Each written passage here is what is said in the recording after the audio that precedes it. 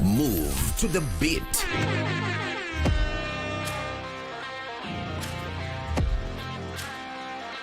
We are live from Broadcasting House. And get informed on the latest happenings.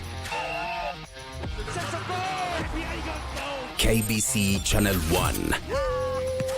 Wow. Yeah! We are the full package. Oh, yes. And Kenya's watching. Thank you very much for joining us.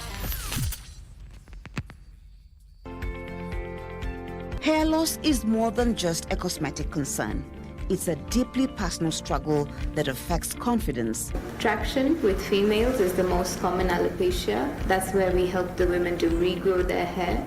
It could be through the stem cells or the growth factors, or sometimes a hair transplant. Vitamin B6, B12, and folic acid are important for hair health. Join us this Sunday at 6:30 p.m. as we talk about stem therapy and hair regeneration, only on KBC Channel 1. Say bye-bye to FOMO, the fear of missing out, by downloading the KBC Online app that gives you access to everything you love. Get the latest news, sports, music, entertainment news, live TV, live radio, and so much more at the palm of your hands. To get the app, simply search KBC Mobile Digital app in your Google Play or App Store and download the app. Catch what you want, anytime, anywhere. Stay connected. Stay ahead with KBC Mobile Digital app.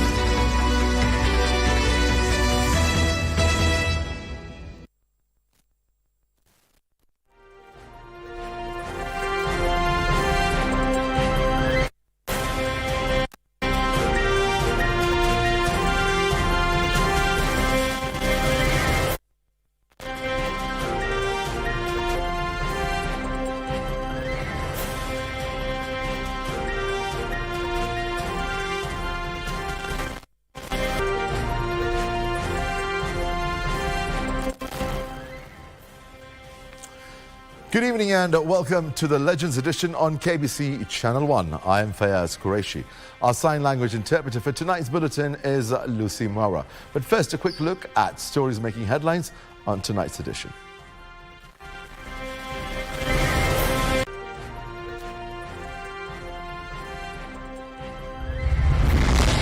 The same speed and efficiency that you displayed in the National Assembly to impeach Gachagua, use the same speed and efficiency to pass the Coffee Bill 2023. Former Deputy President Rigathi Gachagua challenges Parliament to maintain the tempo and pass vital bills.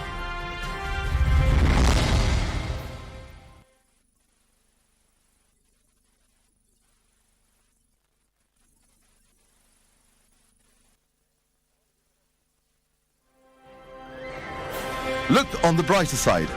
Leaders urge the Mount Kenya region to support Professor Kithure Kindiki. Love knows no boundaries. A deaf couple in Kitengela weds in a ceremony officiated by a deaf pastor.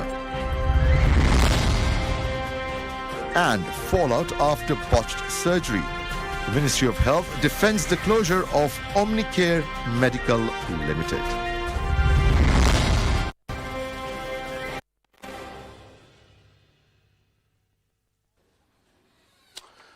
Welcome back. The State Department for Irrigation, Ministry of Water and Sanitation, in conjunction with the county government of Marsabit, have today launched a drought resilience program in the devolved unit. We will later link up with our reporter Abdiaziz Hashim in Marsabit, who is set to interview the Principal Secretary, State Department for Irrigation, CPA Ephantus Kimotho, and Marsabit Governor Ali Mohammed.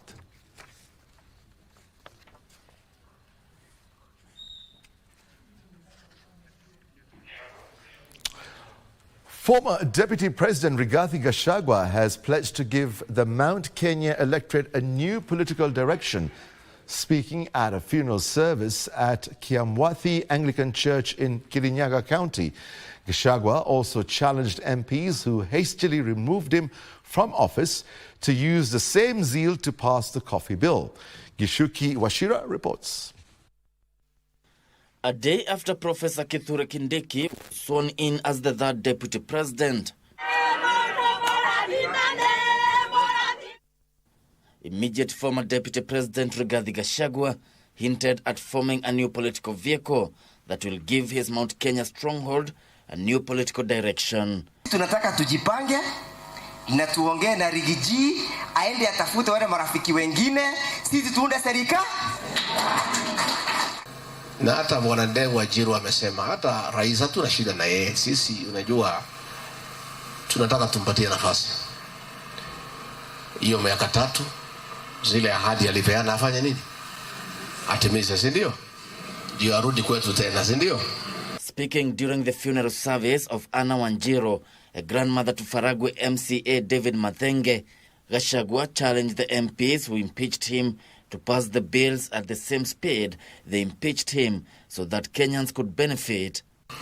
Na mimi ninajivunia ya kwamba katika kazi rais alinipea ya kahawa, tulifanya kazi kubwa sana ya kuleta reforms, na coffee bill 2023 iko katika bunge la kitaifa, na tulifanya kazi sana na Senator Morango na Sheri na wengine muongeleshe hawa. Ile speed walitumia kunitoa, watumie hiyo speed kupitisha hiyo bila ya kahawa.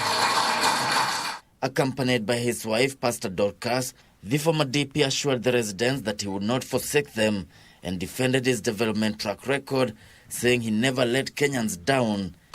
Na ndio tunauliza wale ambaye sasa wako, ile kazi Rigathi Gachagua alifanya mwaka 2 ya kupigana na pombe, ya kuokoa watoto wetu na vijana wetu, tafadhali hata kama mtaki Rigathi Gachagua, wacheni hiyo kazi yake isimame. Kirinyaga leaders accompanying Gachagua said the Mount Kenya region will only be safe politically if it has its political outfit. Na mimi nataka niwaambie watu wa Kirinyaga hawanunuangi uoga. Sisi tukianza safari tunafika hadi tamati. Na sisi hatubanduki. Na sisi hakuna mahali tutaenda. Na hata wakifanya hiyo yote hawawezi kumuondoa kwenye roho zetu. Gishuki Washira, Legends Edition. Nyeri Governor Mutahi Kahiga, a perceived ally of former Deputy President Rigathi Gachagua, has said Gachagua's removal from office is a huge blow to central Kenya and that the region will be forced to chart a new path. However, the Tharaka Nithi County boss has maintained Professor Kithure Kindiki is a son of the mountain and that therefore the region should remain united. The governor spoke during Thanksgiving of Kahiga for graduating with a PhD from Kenya Methodist University. Others present were Stephen Sang of Nandi, Benjamin Cheboy of Baringo and Ken Lusaka of Bungoma, among others. A section of governors drawn from the Kenya Kwanza Alliance converged in Rigathi Gachagua's backyard Nyeri County for a Thanksgiving ceremony of area Governor Mutahi Kahiga for his PhD graduation from Kenya Methodist University.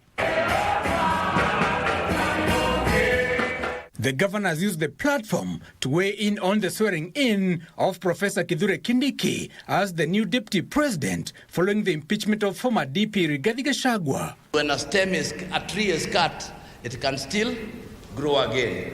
Conceding that the removal of Gachagua from office was a big blow to central Kenya, the Nyeri governor said the region will have to chart a new discourse. Tuseme, as we stand here, why we are is this sober mood na unaona watu wengi hawako, ni kwa sababu hilo lilikuwa ni pigo kubwa kwao. They didn't expect it, lakini mimi ningetaka niwaambie with a lot of conviction that the end of one thing is usually the beginning of another bigger thing. However, his counterpart, Tharaka Nithi Governor Muthomi Njuki, held that Kindiki's appointment should not divide Mount Kenya West from the Mount Kenya East. And because Kenya is watching, and it's watching the people of the East and the West, this mountain has never divided it. It is just a feature where I've told you, tunaonananga, siku na mchana. Let us not have a divided region. New Council of Governors Chairperson Ahmed Abdullahi said Mount Kenya has not been shortchanged since Kindiki also hails from the region. I want us to think of each other as one nation, that we're all Kenyans. Whether someone is from Coast or Turkana or Wajir, where I come from, sisi wote ni wa Kenya. Other governors in attendance, including Stephen Sang of Nandi, Benjamin Chibui of Baringo, and Ken Lusaka of Bungoma, urged Kenyans to let institutions carry on their mandate as dictated in the Constitution. Professor Kithure Kindiki, the Deputy President, and knowing regarding Gachagua, I am sure that, as you rightly put, the region will remain united. Rigiji was my classmate. Tuliandikwa siku moja tukafanya kazi kama madios na tumekuwa marafiki for over 30 years. But whatever has happened has happened. Najua captain mwenyewe ndiye ana-rearrange timu yake. However, notable governors from the region were missing in action, including Kirinyagas Anne Waiguru, Kiambu's Kimani Wamatangi, Kawira Mwangaza of Meru, and Embu's Cecily Mbarire. Give us Minor Legends Edition.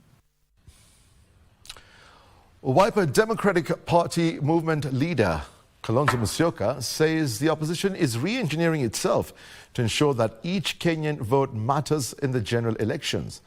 Musyoka, seemingly drawing from previous losses by the opposition in residential elections, said uncertainties in the vote outcome will soon cease to be.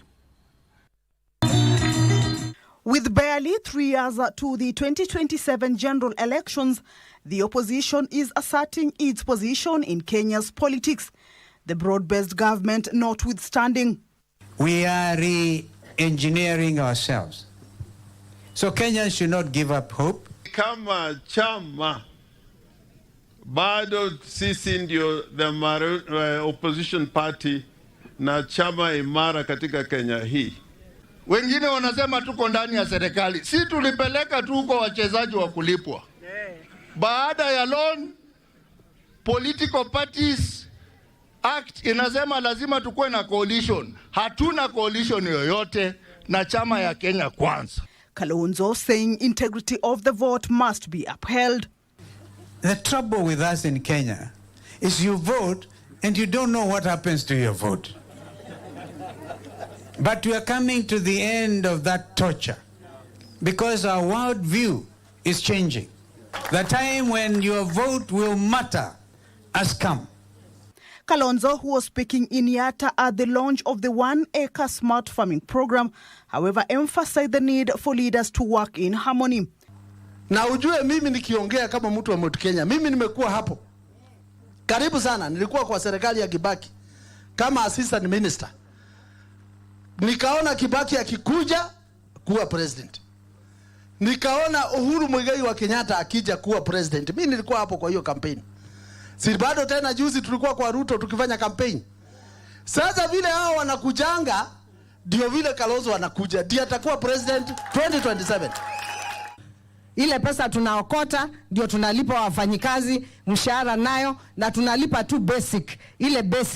Ile ingine hatulipi. Kwa hivyo maisha imekuwa ngumu. Kile ningewaambia national government, tafadhali wahakikishe pesa zimekuja huku mashinani ndio watu wawache kutaabika. In Vihiga, where Godfrey Osotsi had hosted Siaya Governor James Orengo, the opposition leader criticized plans to increase the term of office of elected leaders from 5 to 7 years.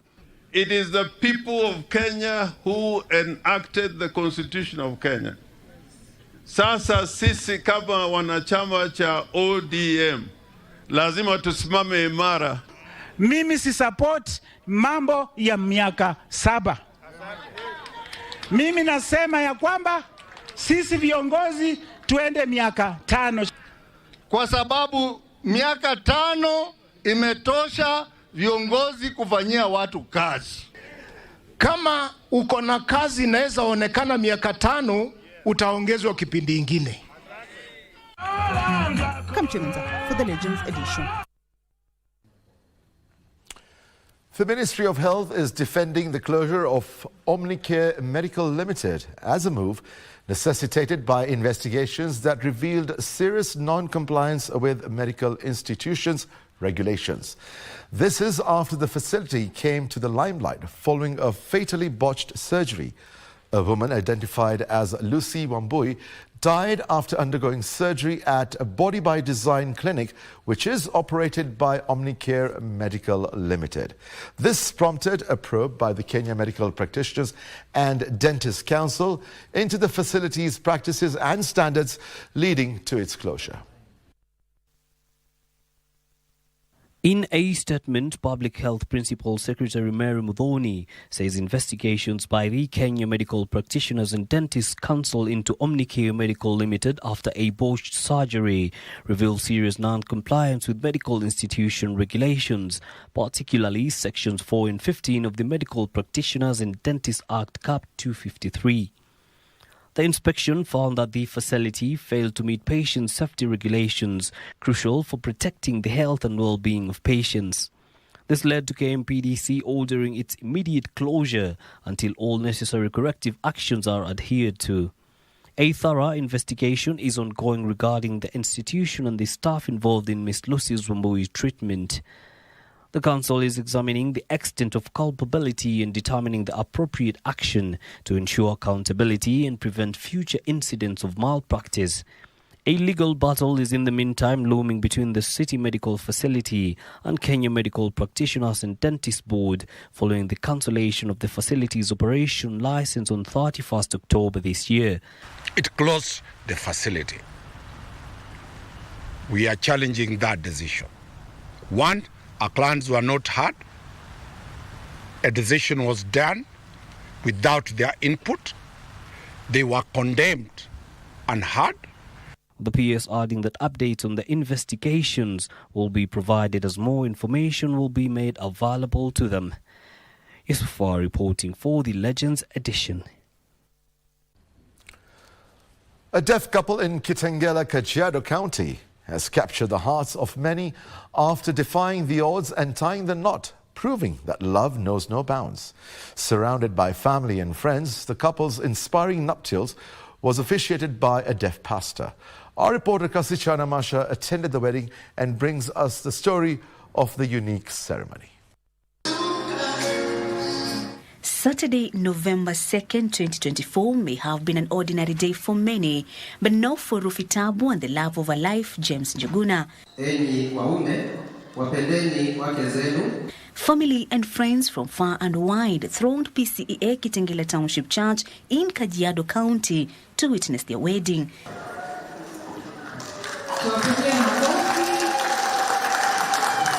The heartwarming ceremony, which was also a merging of two cultures, was officiated in Kenya Sign Language by a pastor who is also deaf.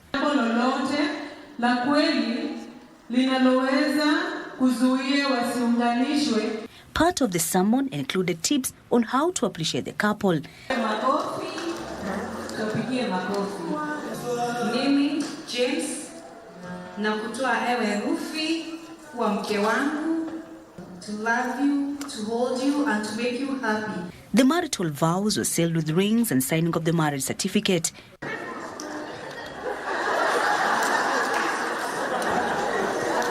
Thereafter, Rufi and James displayed their joy through dancing. The newest married couple in Kitengela says their love story was not different from any other. We met at a place of work, EPZ. At that time, I didn't know him. We were working together. He was a good friend of mine for about a year. We would talk, and he kept on bothering me. But I did not know that he wanted me. So later on, we became good friends, and the first time when he asked me, I said it is not possible. Then later on, I inquired about him, and I was very surprised to learn that he loved me. And that is how we became sweethearts, and yes, we've continued up until today. It is my wedding day. I'm so happy. I was so worried before. I was wondering what is going to happen, but now I feel so good. I'm so happy. I thank God. Later, Mr. and Mrs. Njuguna hosted a reception for their guests at the same venue. Not only have places of worship be urged to emulate the same, but also create a safe space for people living with disability. From the KBC fraternity, we wish Mr. and Mrs. Njuguna a happy marriage. Kasi Chanamasha, Legends Edition. That's a beautiful and inspiring story. That's true and pure love at its best. The Hindu community in the country has joined their counterparts across the world in celebrations to mark the new year 2081 according to their calendar. The celebrations were marked with prayers, during which offerings of a portion of their harvests and favorite foods were offered in appreciation of the gift of good health and protection. Saturday morning at Bam Shri Swaminarayan Temple in Nairobi. It is the 1st of January 2081 according to Hindu calendar, otherwise known as Gujarat. Men and women, old and young, members of the Hindu community turned up in droves to celebrate the new year, 57 years ahead of the normal English calendar. The celebrations involve praying, offering and singing to the Lord, referred to as Wangwan in Hindu language. Here, 1,525 different vegetarian foodstuffs have been prepared, some of which will be offered to the Lord in thanksgiving. The tradition is that we offer our first meal to the Lord. The Lord has given us everything, but this is the little we can give back, asking for prayers, asking for success, asking for purity, and asking for good health and spirituality. And this is our little we can do by offering traditional varieties of food. The Hindu religion prohibits eating of any kind of meat. Women play a crucial role during these celebrations, including preparing the foods and decorating the temple. Put rangolis at the entrance, and rangolis are beautiful paintings that they put at the entrance of the house to bring in prosperity and just positivity. As you have seen, they've prepared 1,525 dishes very lovingly, and they're being offered to God. And they usually selflessly help out anywhere they can, whether it be the accounting department, ushering people, decorating, cleaning. So basically ensuring that the event goes on successfully. Tilio Marco for Legends Edition.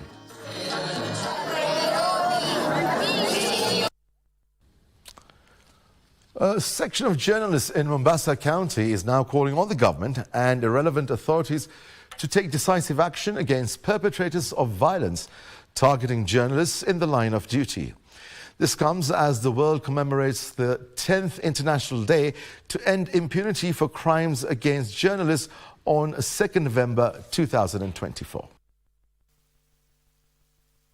Journalism is not a crime. Kenyan scribes are demanding protection from the state against forces determined to undermine the freedom of the press. Journalists are in particular concerned about the brutal attack on journalists at the height of the anti-government demonstrations. This year's commemoration comes at a time that the freedom of the media has been put to question several times, as witnessed in the protests that were in this country early this year, where we saw a lot of journalists being hurt, injured, harassed, beaten. And in one case in Nakuru, a journalist was shot in the line of duty. Mombasa Press Club Chairman Omar Abdallah says there is a need to create a safer environment for journalists to operate. Sisi letu kubwa ni kushinikiza serikali na taasisi zote za serikali, taasisi zote za usalama, taasisi zote za kisheria kuhakikisha kuwa yeyote yule anayepatikana kuwa amemuingililia mwandishi wa habari katika kazi zake ama attack mwandishi wa habari akiwa anafanya kazi zake, basi sheria lazima ichukue mkondo wake na haki ipatikane. In January this year, 5 journalists were attacked while covering an operation by the National Campaign Against Alcohol and Drugs in Nairobi. Tunaomba ili kwenda mbele, we be protected because our pen is not a weapon. Our words are not weapons. These are just words of the public, and what we do is just portray their message out there. As the world commemorates the 10th International Day to End Impunity for Crimes Against Journalists, governments are challenged to uphold press freedom and prosecute those targeting the messenger. For Legends Edition, I'm Christine Matunda. Right, it's time for a quick break and we'll be back in a short while. Stay with us.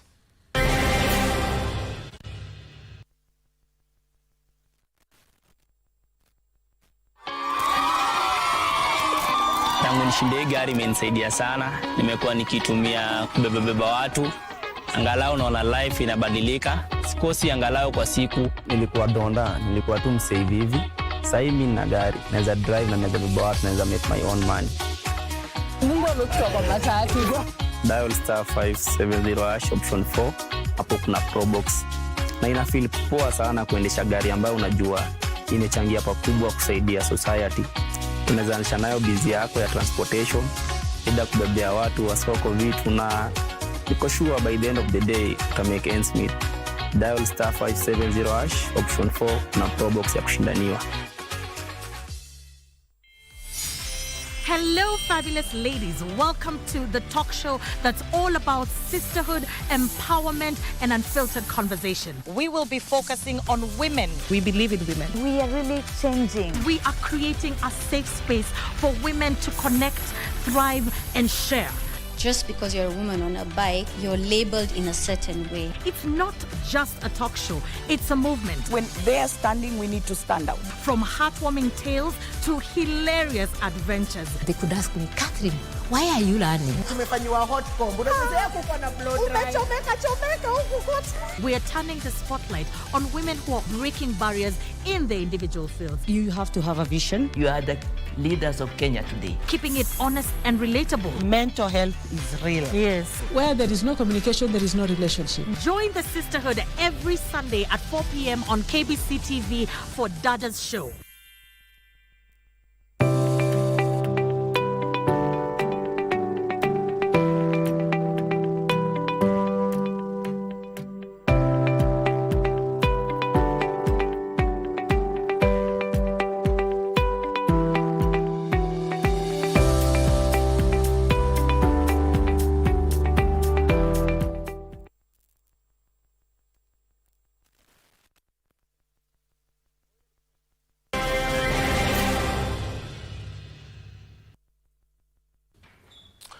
Welcome back.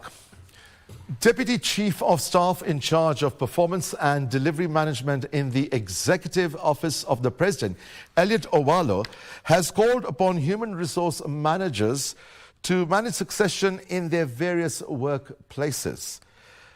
Speaking in Naivasha, Nakuru County, Owalo said the only way tangible development can be realized in most organizations is if the right people for the job are hired. He also advised the HR professionals to be cognizant of the changing employment world in this digital era where youth prefer working remotely. Owalo, at the same time, reiterated the need to align HR policies to economic development blueprints in all organizations.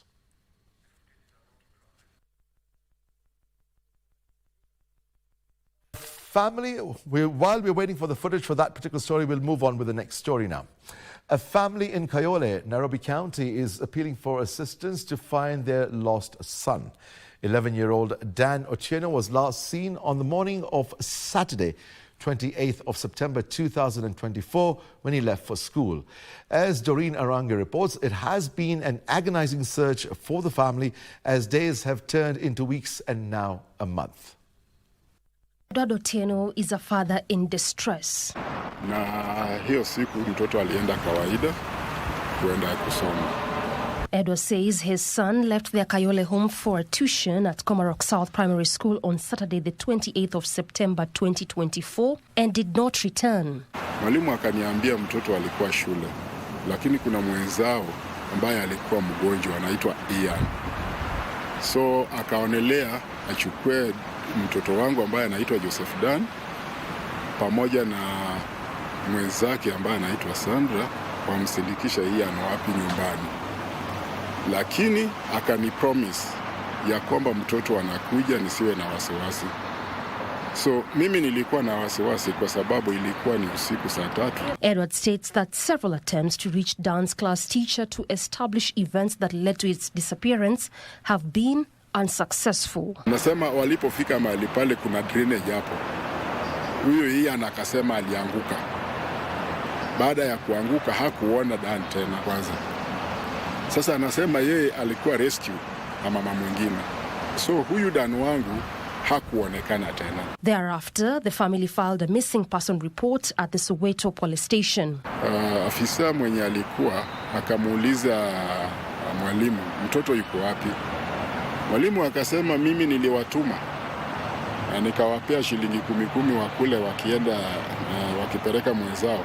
Sasa kutoka hapo mimi sijui. At the time of his disappearance, Dan, who is a grade 5 pupil, was wearing a blue jeans trouser, a white t-shirt, brown jacket and black gumboots. Anyone with information of his whereabouts can report the nearest police station or reach the family through mobile number 0721779497.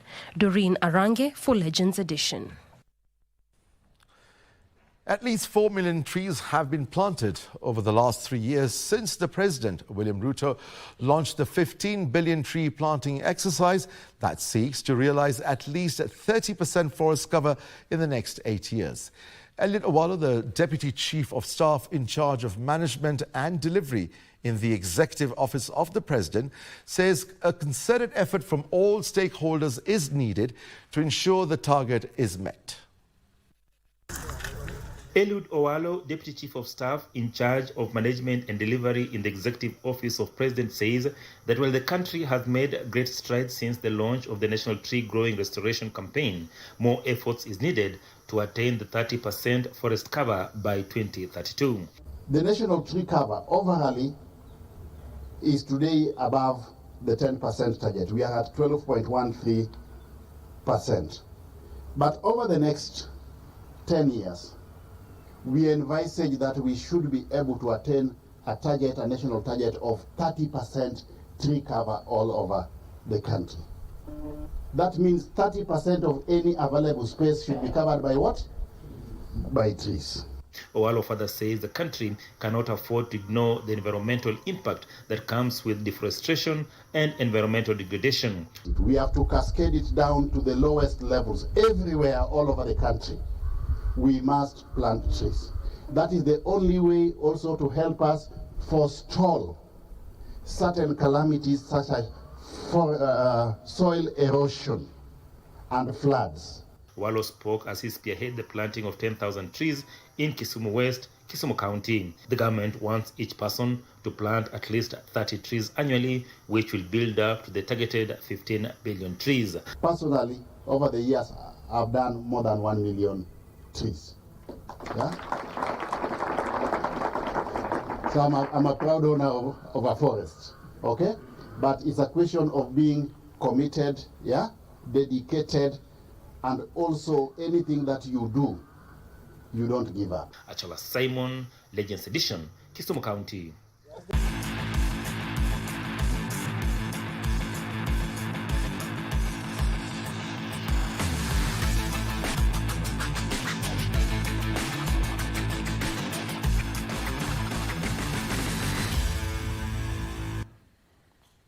Hello and good evening. Once again, a big welcome to the Legends Edition Sports. I'm Topi Liambila. Cynthia Chemweno and Robert Kiprop-Koech were the champions of the 10-kilometer races during the third leg of the Athletics Kenya Cross-Country Series held today in Elgeyo Marakwet County. Lorna Cherono and Kevin Kiprop carried the day in the junior races as the world 800-meter champion Emmanuel Wanyonyi graced the occasion to take the top honors in the 2-kilometer race. Let's take a look. 34 minutes at 34.27 seconds to win the women's 10-kilometer senior race, and she was followed by Miriam Chebet in the second spot in a time of 34 minutes and 28.5 seconds. Catherine Relin clocked 34 minutes and 29.7 seconds to finish third. After hii race naenda kustayarisha asa kwa side ya speed, naenda improve speed work. Robert Kiprop-Koech won the men's 10-kilometer title after timing 30 minutes and 38.7 seconds, while Asbel Kiprop-Kiprono finished second in a time of 30 minutes and 47.7 seconds. Vincent Kipto was third in 31 minutes and 20.4 seconds. Na tulianza tukiwa wengi, kila mtu anamaliza individual with your own pace. Unajua tulikuwa tumejiandaa, mimi nilikuwa nimejiandaa hii cross country, that is why sikwenda kabisa kwani. The 6-kilometer junior women's title was taken by Lorna Cherono after clocking 20 minutes and 48.4 seconds and followed by Alice Cherono, who completed the race in 20 minutes and 49 seconds, while Abigail Chemengei finished third. Nilikuwa natarajia nimefeel poa tu kiwanja iko mzuri si kama ya Machakos. In the men's 8-kilometer race, Kevin Kiprop emerged victorious after clocking 24 minutes and 24.6 seconds, while Andrew Kiptoa Lamisi and Cornelius Kipkosgei finished second and third respectively. Nilifocus nikafanya vizuri, kocha akatupigisha vizuri hadi nikaweza kuchukua nambari wa kwanza hapa. Olympic 800 meters winner Emmanuel Wanyonyi won 2-kilometer race and was closely followed by Kamare Tiang and Fanuel Koech. Kamare Tiang, this has been really fast and unpredictable. From the cross-country field to football, where the Football Kenya Federation FKF has started the selection process for the under-17 players who will join the national team for the CECAFA Championships and Africa Cup of Nations zonal qualifiers in Uganda. FKF officials led by the national under-20 coach Salim Babu braved the coaching son of the port city of Mombasa to scout for players at the Ronald Ngala pitch in Mvita constituency. Coach Babu says they looked forward to get the best talent from the youth who turned up in large numbers so as to have a formidable team for the regional tournament. 11 players will be selected from the 2-day Mombasa trials, and they will later take part in the national trials set for Nairobi. Those who will not be picked for the weekend will be put in the federation's database for future consideration. Tumeamua sasa tujaribu kuchukua vijana kutoka kila region, kwa sababu ukiangalia tukitatu Nairobi pale tunafungia watu wengi sana talent. So na talent pia ziko huko mashinani. So tumeamua mara hii tuanze mashinani kutafuta vijana wa under 17, tunaenda kucheza CECAFA, bado tunaenda Uganda tena December, itakuwa December hiyo. So tunatarajia kupata talent nzuri. So that's why ndo tumeanza kutembea kwa kila region.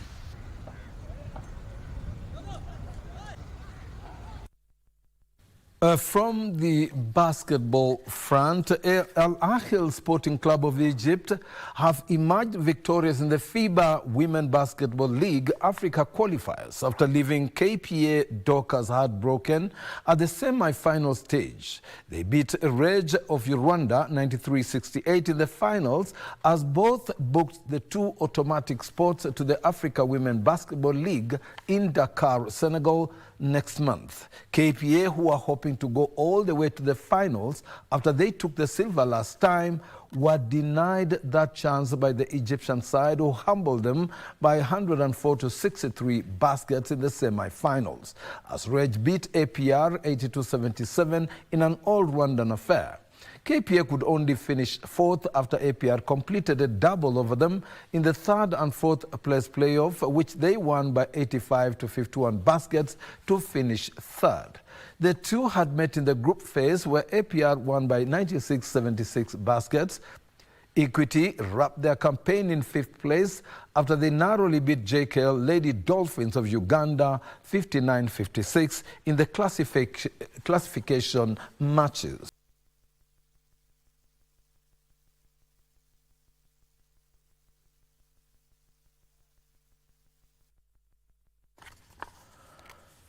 University of Nairobi ladies hockey team battled to a 1-1 draw with DFG Wolverines in a hockey league match played at the USIU grounds here in Nairobi. Edna Babu gave the University of Nairobi ladies an early lead in the 38th minute, after both teams have struggled to get into the score sheet. In the second half, DFG ladies leveled the scores in the 50th minute through Beryl Okwach to make sure they all shared the spoils at the least. In other matches, University of Eldoret lost 1-0 to Kenya Police, while Kisumu Young Stars registered a 2-0 win over Kenyatta University men. Some of the action from the grounds.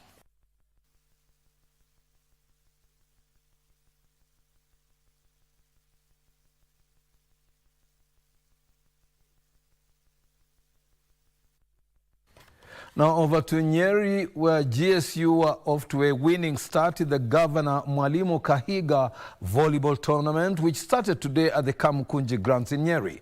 And so did Prisons Kenya and Kenya Defence Forces. GSU beat APK by 3-1 of 25-17, 25-18, 21-25 and 25-18.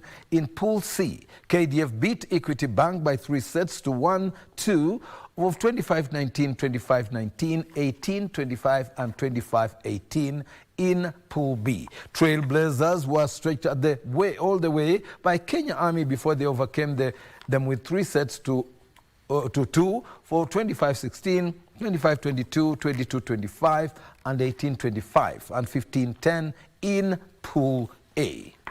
In the women's matches, KCB beat Kenya Army by 3 sets.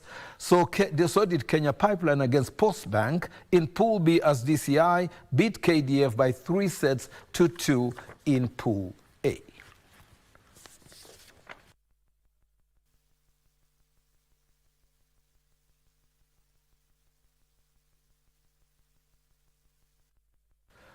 From the international scene, Arjun Rathi of India, his compatriot Balaji Srinethi are the overall winners of the J60 ITF World Tennis Junior Championships played at the Nairobi Club here in Nairobi.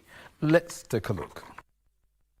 Rathi beat Japan's top seed Hikaru Takahashi 7-6, 6-7 and 6-1 in the quarter-final before he defeated Saita Samharath 6-4, 4-6 and 6-4 into the semi-finals to book his final spot. He went on to upset second seed Arjan Pandit 6-love and 6-3 to be crowned the new champion. He has now secured 60 points following that win, which will count towards the International Tennis Federation World Rankings.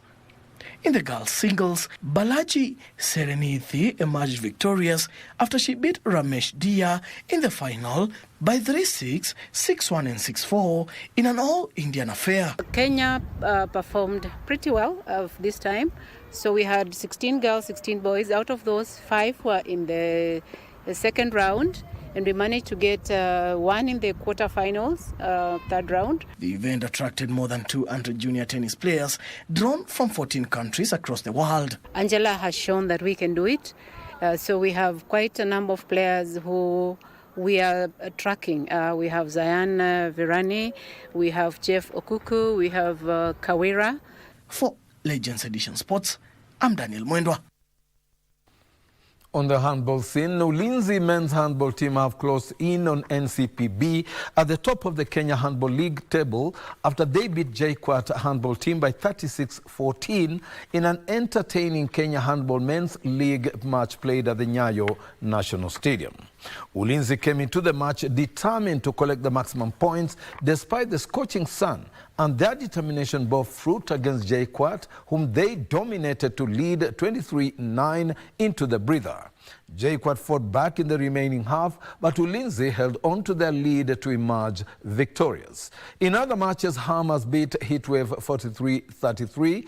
Equity registered a 46-23 win over Hunters as Thika beat Bungoma Poly 42-35.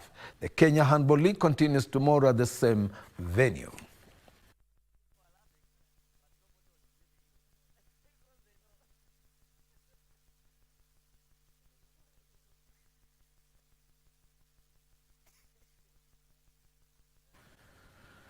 Now, Helen Obiri has said she is ready to defend her title in tomorrow's New York Marathon that has attracted a strong field from Kenya, who include past winner Edna Kiplagat and Olympic champion Vivian Cheruiyot. Let's take a listen. Helen Obiri will be going for her second title New York Marathon, having won in 2023 in 2 hours, 27 minutes and 23 seconds, ahead of Ethiopia's Lentesebet Gide and Kenya's Sharon Lokedi, who won the World Athletics Platinum Label Road Race in 2022. Obiri, who won a bronze in the Olympic Marathon race in Paris this year, is also a 2-time Boston Marathon champion who made history last year as the first woman in 34 years to win both the Boston and New York Marathon the same year. Sharon Lokedi, who finished third in last year's New York Marathon, hopes to reclaim her title with Edna Kiplagat, the 2010 champion, back to relive the past memories, having finished third in Boston last year. Vivian Cheruiyot, who finished third in the Paris Marathon, will be renewing her rivalry from the track to the road with Trunesh Dibaba of Ethiopia, who will make her debut tomorrow. Sheila Chepkirui is the other Kenyan who boasts of a personal best of 2 hours, 17 minutes and 29 seconds from Valencia. With the breaking of the tape, The men's field is led by Tamirat Tol of Ethiopia, who is still smarting from record-breaking feats in the Olympic Games and New York Marathon, where he'll be defending his title against a strong opposition that includes the 3 Kenyan champions, namely Evans Chebet, who won in 2022, who is also a 2-time Boston Marathon champion, 2-time New York Marathon champion Geoffrey Kamworor, Albert Korir, who won in 2021, and Abel Kipchumba, who will be making his debut after his successes in the half marathons. The hosts will be spearheaded by Connor Mantz and Clayton Young. Across the line for the men's elite is Geoffrey Kamworor for the second time. From the swimming pools, we have Light International School emerging victorious in the peak sport age group round 8 swimming championships after bagging a record 32 gold, 20 silver and 11 bronze medals for a total of 63.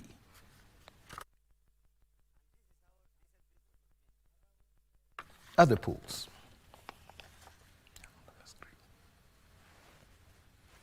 Medals. Shadell International School finished third with a total of 37 medals. In some of the individual awards, Layan Abdelaziz from Light International School won the 10 to 11-year-old 13 meters butterfly with a time of 17.10 seconds. Paul Russo took a time of 18.40 seconds to win the 8 to 9-year-old boys breaststroke. The one-day event brought together more than 200 swimmers from across Nairobi County. For Prime Edition Sports, I'm Daniel Mwendwa. Reports on soccer indicate the national men's soccer team Harambee Stars will host South Sudan tomorrow in the return leg of the African Nations Championship first round regional qualifiers at the Nelson Mandela Stadium in Uganda. Harambee Stars were beaten 2-0 by South Sudan in the first leg held in Juba and must overturn the result to advance to the final round, where they'll face either Djibouti or Rwanda in December in another two-legged affair. Kenya, Uganda and Tanzania are taking part in the qualifiers despite automatically having qualified as co-hosts of the African Nations Championship, scheduled from the 1st to the 28th of February next year. Let's take a listen. We will do our best to win, and I'm sure we will have a good result. This is not the point. Like I said, I'm against always things which have nothing to do really with the sportive idea, and there I have a problem with. So, like I said, here we have now a chance that we have some trainings, so we will use it, and for sure on Sunday we will have a better results. It can be relaxed about it. The players are ready for the match because most of us have played together before, even if it's in the national team or the club level. Most of us have played together before, and I think the boys are ready, and we are ready for the match. Now, on the boxing scene, former professional boxer Evans Ashira Oure has hinted that his 19-year-old son Lucas Esonga Ashira could play for Kenya as he seeks the qualification for the 2028 Olympic Games. Esonga is eligible to play for Kenya, for both Kenya and Denmark, where his father moved decades ago. And tonight, Oure speaks with us about the dreams and the highlights of his career, which included his participation at the 1996 Olympic Games in Atlanta, Georgia, US. Let's take a listen. Fought Nariman Utaev of Uzbekistan in the preliminary round of their welterweight bout at the 1996 Atlanta Olympic Games. Despite not getting satisfactory result, he took his participation at the Olympic Games with aplomb, capitalizing on his showing to launch his professional career abroad.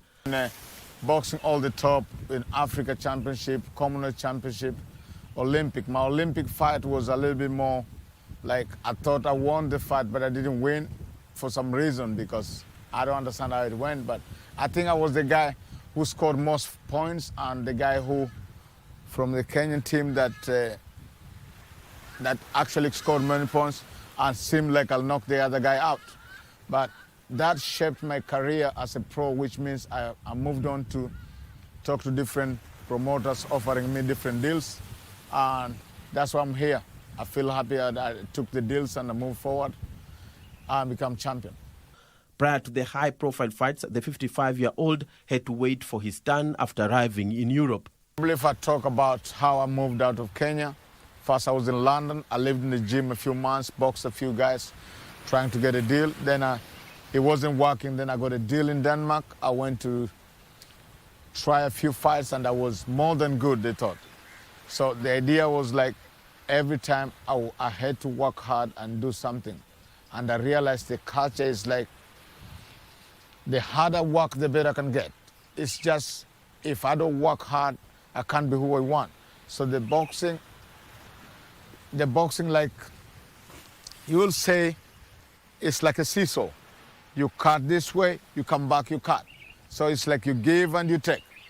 So it's the boxing is some kind of stuff like that. If you don't put in work, you don't get nothing. Some things like soccer, you can give someone a pass, and you can be good at giving pass, and someone else scores.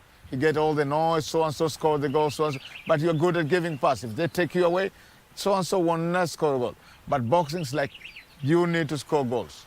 You need to be the one who's passing. His 19-year-old son, Lucas Esonga Ashira, is keen to continue from where his father left.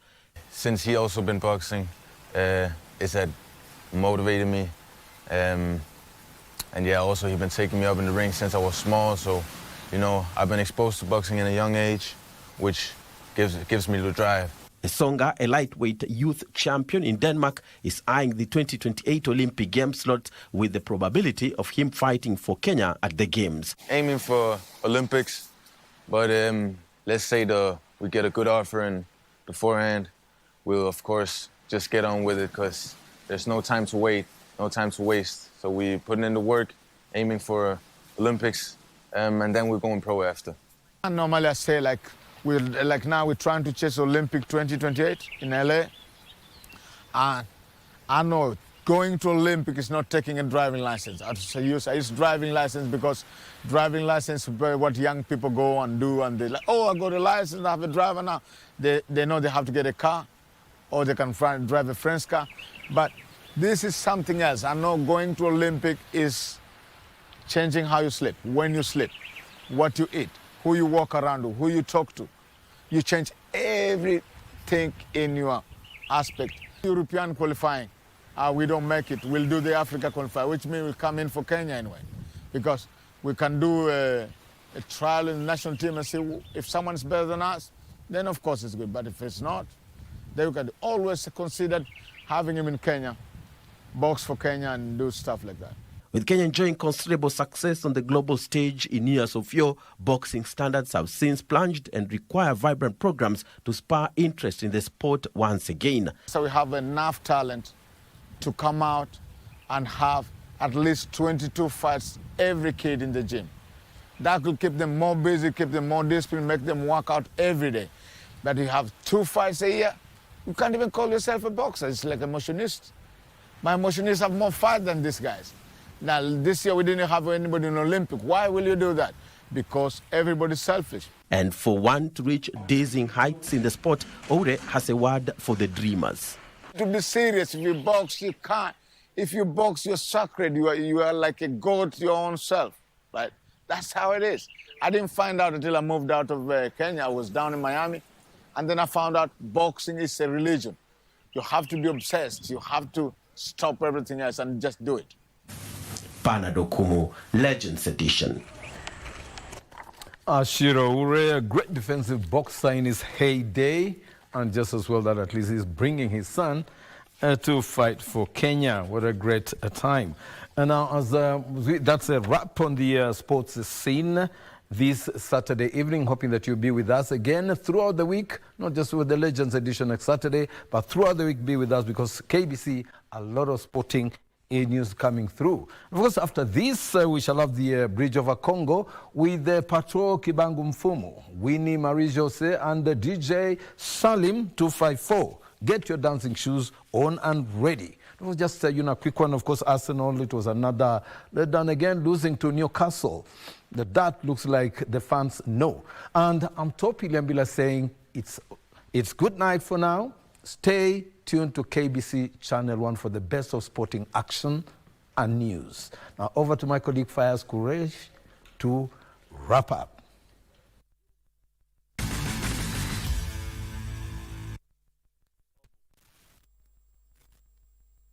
Rahisisha uwezo wako wa ushindi kwa kukuwa memba wa Loto Moto, na ni rahisi. Dial *570#. Ukiwa memba ni rahisi kufika kwenye jukwaa hili ili kujaribu mchezo wetu wa Loto Moto Show. Na pia kama memba unajipa nafasi rahisi ya kuingia kwenye promotion zetu zinazokupa nafasi ya kujishindia chapaa na zawadi kibao kama TV, friji, pikipiki, mashamba na pia magari. Kuwa memba ni *570# tushinde kama memba. Say bye-bye to FOMO, the fear of missing out, by downloading the KBC Online app that gives you access to everything you love. Get the latest news, sports, music, entertainment news, live TV, live radio, and so much more at the palm of your hands. To get the app, simply search KBC Mobile Digital App in your Google Play or App Store and download the app. Catch what you want, anytime, anywhere. Stay connected. Stay ahead with KBC Mobile Digital App.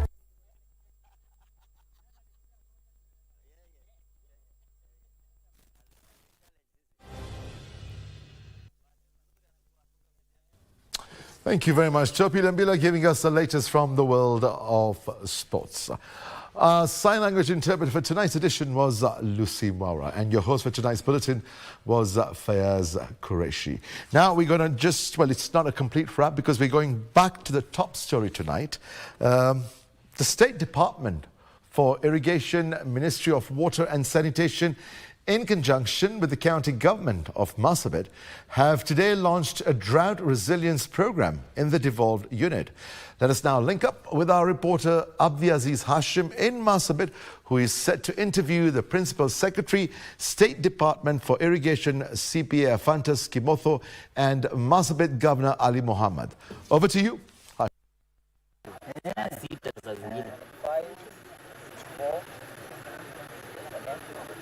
Well, thank you so much. We're coming to you live from Marsabit County. This is the largest county, and this devolved unit is set to benefit from a launch that has just happened, of course, a few months back, and the second or the third phase of this particular project, which is the launch of the Drought Resilience Program in northern Kenya, of course, got a boost. And joining us quickly to introduce you to my guest this evening is none other than the Principal Secretary, State Department for Irrigation, CPA Afantas Kimotho.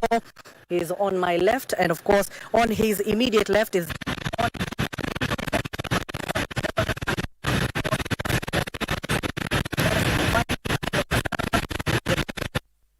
Thank you for joining us. And of course, on my right is a famous character from the National Assembly. She is the Deputy Majority Whip, Naomi Wako. Thank you for joining us. Let me start with you, PS, quickly.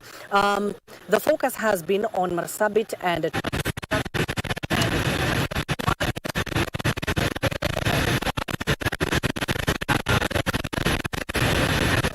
counties. Two of them, they are the largest counties in the country.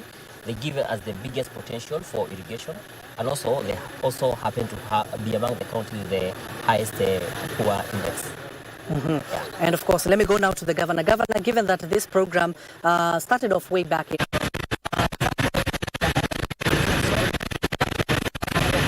from the program itself.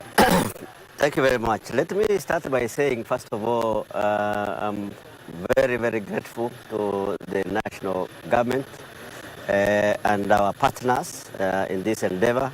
I want to extend our appreciation to our PS, Kimodo from Irrigation Department, for a wonderful work that they have been doing. As to how many people it benefits, Marsabit is one of the northern Kenya counties, the FCDC block. And these are counties that have been left behind for far too many years. But at the onset of the devolution, we have seen now an opportunity for us to speed development in these areas. Water is the main issue, and this program is set to bring water closer to people.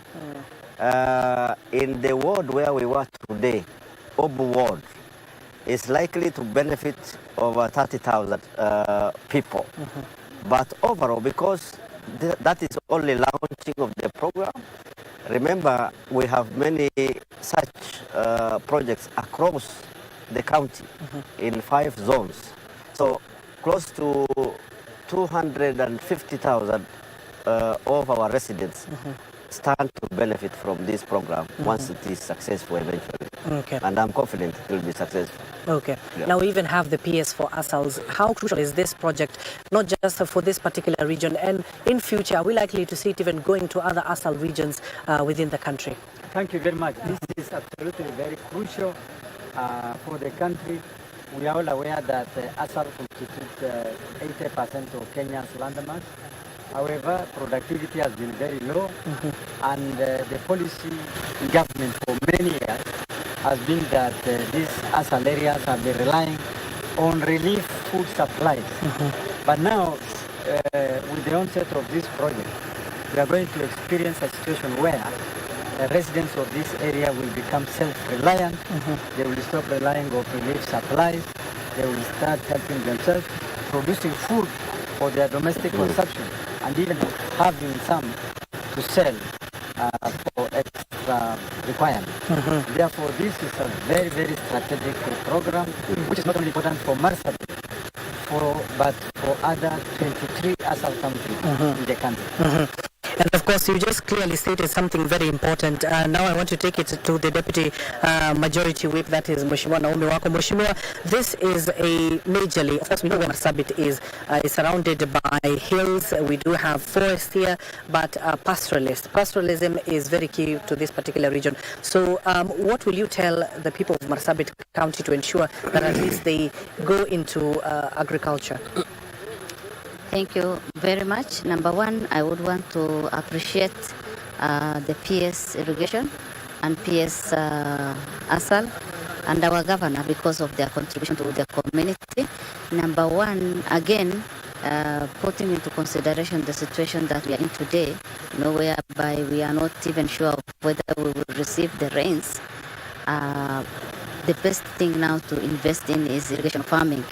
And when we do that, then we'll be able to take care of our communities. Number one, in terms of their health, because if we do some farming, we are at least sure of harvesting some food and bringing up healthy children, healthy society, and that will also improve the health of our children, academic performance in their schools, and also having a healthy society. So for me, investing in agriculture now, and especially in irrigation or farming, that is the best thing that our government can do. The other thing is, according to Article number 100, we are supposed to give every citizen equal opportunity, and also avoid the issue of marginalization that has forced our people, to remain marginalized for many years. So if we want to give equal opportunity and putting into consideration, our the Kenya Kwanza theme of economic empowerment, bottom up, empowering the people at the grassroots level so that they can be self-sustaining, they can take care of themselves. Right now, our people are depending on people, on others, but if we do that and invest, then they'll be able to sustain themselves from their farms and live healthy. Okay, thank you so much. And let me go back to PS Kimato. Today you have had a chance to visit some of those sites. Tell us, in terms of the financial aspect, given that we have donors who are sponsoring this particular initiative, so what's the commitment of the Kenyan government when it comes to financing this initiative? Yeah, thank you. Let me first start by saying that today at Opod, we had an opportunity to visit two dams, one done by the county government, which will mainly be used for domestic water.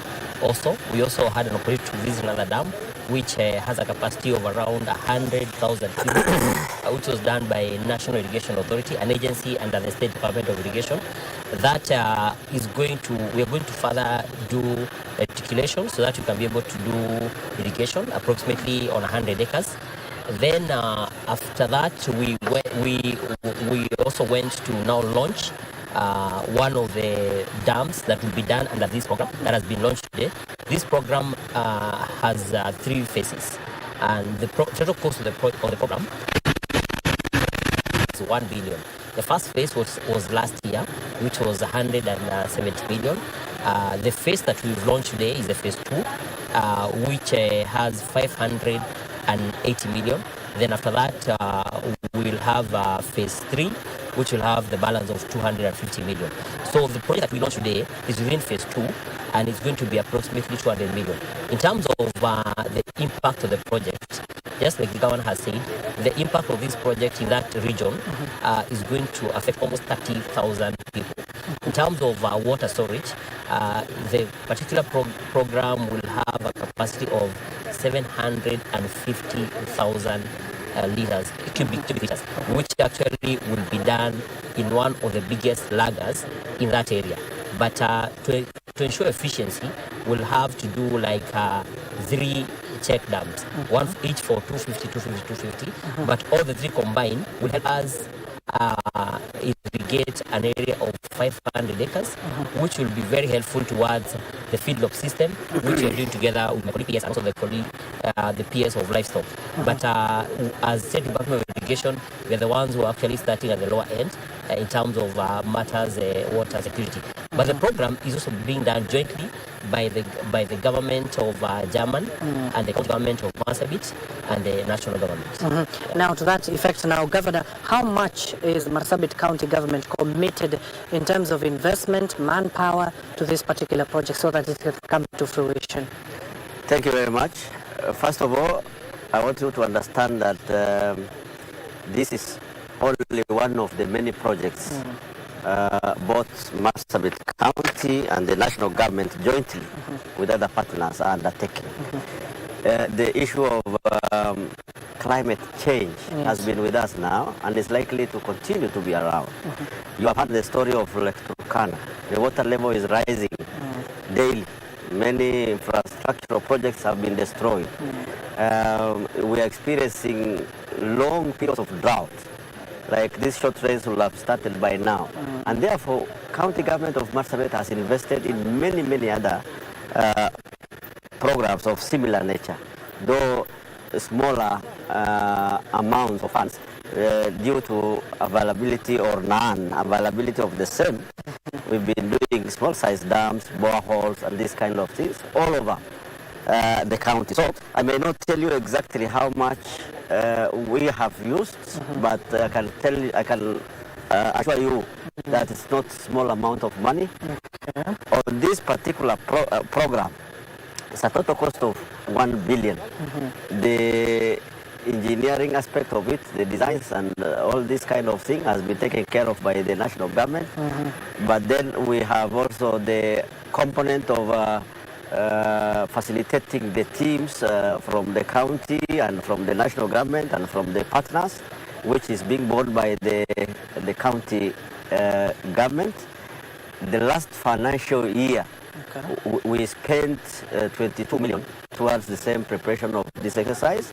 For this financial year, I'll have to check and get you that information. Okay.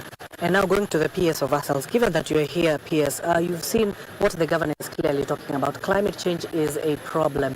And of course, has your department, with the partnership of county governments, especially in those Assal regions, been able to at least predict the weather pattern so that people do not get the largest effects of those climate change? Yes, definitely. We work with the various government departments engaged in issues of prediction of climate change.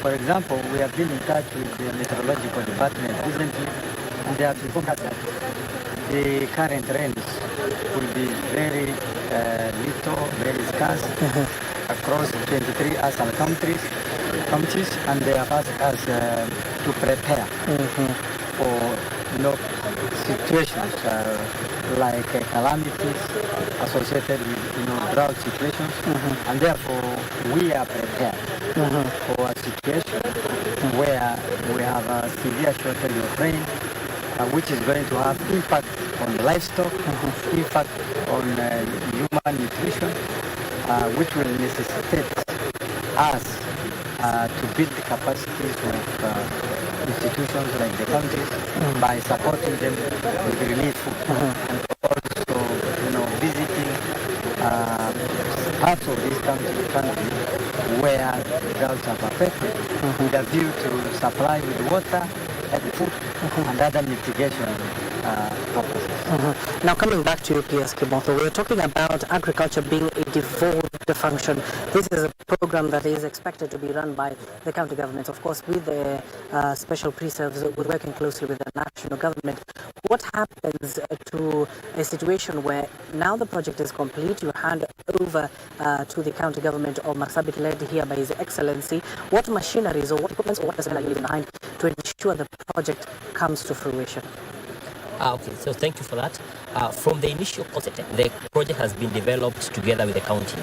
So we've had our team from national government, which has been working closely with the county, even in developing the annual investment plan, which is at the basis of the funding of this project. It was done jointly with the county. So we've also been doing capacity building, telling the engineers who are designing, they are also working closely with the people from the county. So that at the point where we hand over, but also you'll be very surprised that also the locals here have a lot of knowledge, and also they are working closely with them, especially matters to do with filtration and such like things. So we're also trying to build capacity for the local community who are very cooperative, and also build capacity for the county. The county is also establishing what we call County Irrigation Development Unit, and the governor has committed towards the establishment of that. We will also be working closely even after the project has been complete. And also maybe I must say that this project, one of the uniqueness of the dam that was launched today is that the fact that the dam is 750,000 cubic as compared to the other small dams which are normally 30,000 cubic. It means that this dam can last the Marsabit County for a whole year. So that means there'll be pasture production for a whole year. And because of the climate of this area, every 2 months we can have pasture. So that means we can have 6 crops in 1 year consistently because of the increased water storage, which now that goes to speak to the issue of livestock.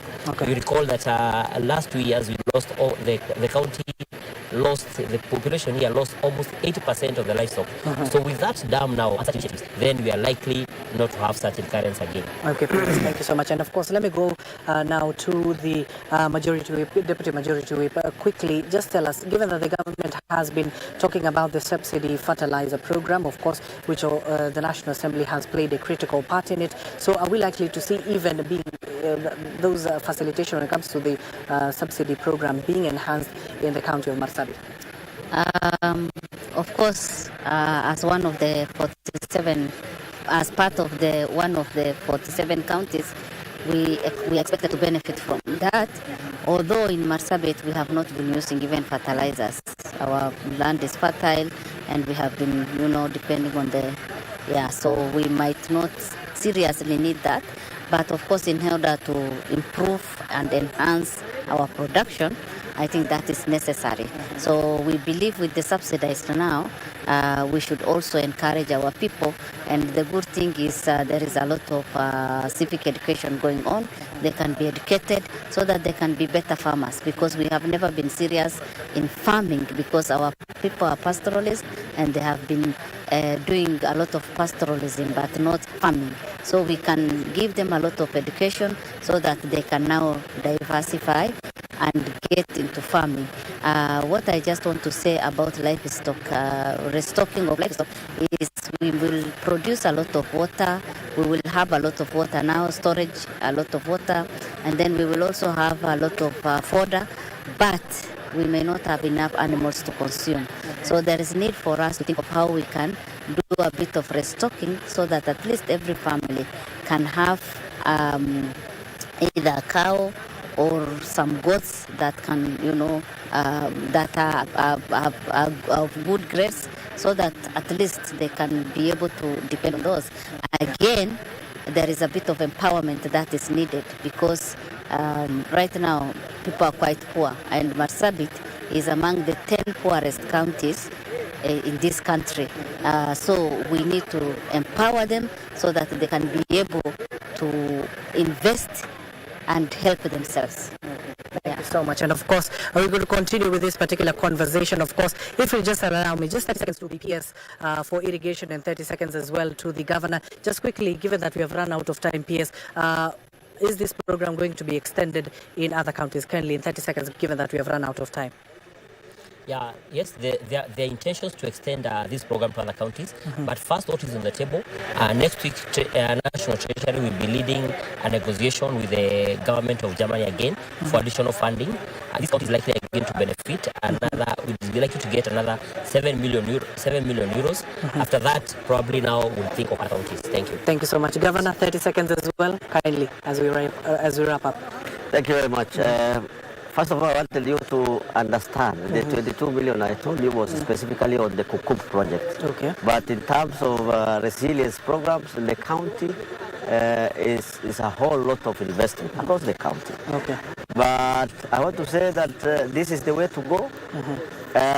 The only problem in Marsabit County for us not to be productive is water. Okay. Water. Okay, water is the problem. And with this partnership, I am sure we will be able to be food productive county. Thank you so much, Governor. Of course, we do have PS Kelo Harsama. Thank you. We've run out of time. We do have the Governor of Marsabit, Ali Mohamud. Thank you for your time, as well as the Principal Secretary of State, Department of Irrigation. Thank you for your time. And of course, to our Deputy Majority Whip in the National Assembly, Naomi Wako. Thank you for your time. And of course, I need to hand over back to Broadcasting House to continue with their normal programming from the skies, under the skies of the beautiful county of Marsabit County. We do wish you a lovely evening ahead.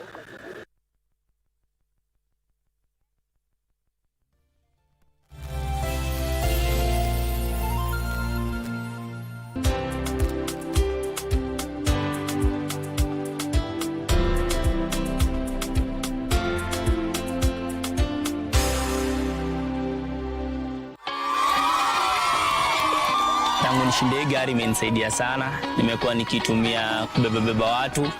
Angalau naona life inabadilika. Sikosi angalau kwa siku. Nilikuwa donda, nilikuwa tu msaivi hivi. Sasa hivi mimi nina gari, naweza drive na naweza beba watu, naweza make my own money. Mungu amekutoa kwa matatu. Dial *570# option 4. Hapo kuna Pro Box. Na ina feel poa sana kuendesha gari ambayo unajua imechangia pakubwa kusaidia society. Unaweza nayo busy yako ya transportation, ila kubebea watu wa soko